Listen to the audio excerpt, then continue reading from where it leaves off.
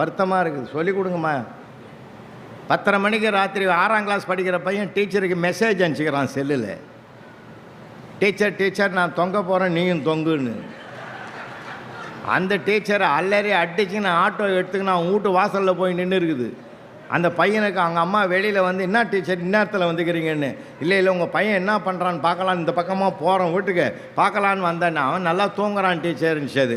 அப்போ தான் டீச்சருக்கே புரிஞ்சுது, நான் தூங்க போகிறேன் நீ தூங்குன்னு அவன் எழுதுனதுக்கு பதிலாக எழுத தெரியல, நான் தொங்க போகிறேன் நீ தொங்குன்னவன் இவன் எதில் தொங்குறானோன்னு அது பயந்து போச்சு.